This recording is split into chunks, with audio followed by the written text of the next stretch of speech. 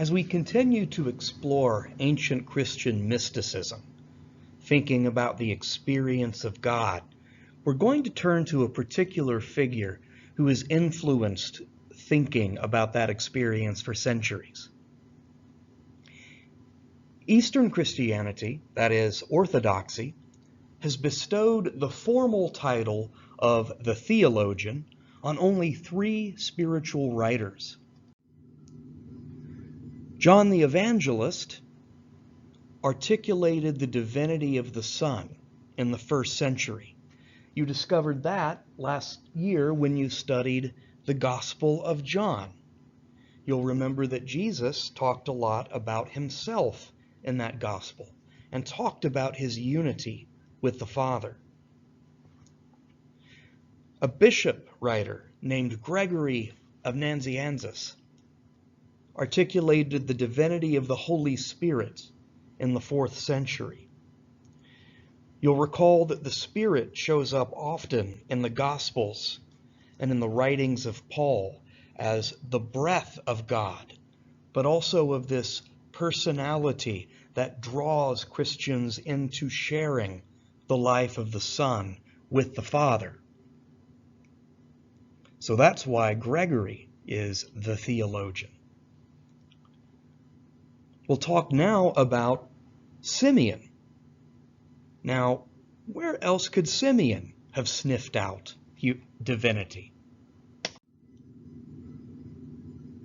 In the 11th century, Symeon articulated the divinization of humanity. The Eastern Christian concept is called theosis, and it literally means something like transformation into God. Now, we've kind of flirted with naughty monotheism, right?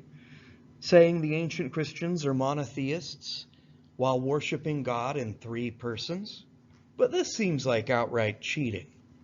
Let's see what kind of sense we can make of this.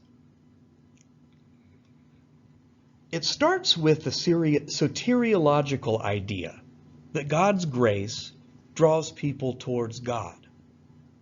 Soteriological means salvation, being healed, being saved by God. When God draws a person, they find their attitudes conformed to God's will. When God draws a person, divine activity, sometimes called divine energies or divine operations, transforms a person. Another ancient writer put it this way: God became human so that humans might become God. Do you remember the story of creation and fall in the Hebrew Bible? In that tale, disobedience to God is sin, and it has ongoing consequences for the man and the woman and all of their offspring. Christians in the East believe that this sin was a wounding of the human spirit that God seeks to heal. So salvation refers to the process by which God draws humans into cooperation with God so that they can enjoy that healing and wholeness from their selfishness and their alienation from each other and from God. The goal of that process is for all humans to enjoy fully participating in the activities of God. Of course, we can find elements of this idea in the Gospels and in the epistles. So what's new about that? Some Christians assume that this could only be experienced after death. We just try to make it through now and get made holy later. But Symeon taught that any Christian can experience a foretaste of this transformation while still living.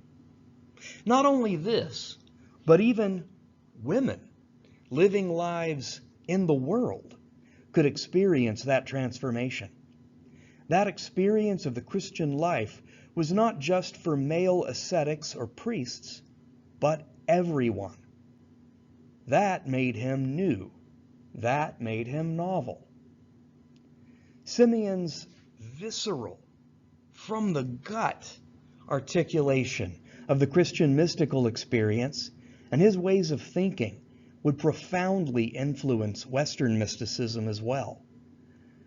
This helped increase writing in the vernacular, that is, common languages, so that even simple folks could learn about this experience of God and to share in it.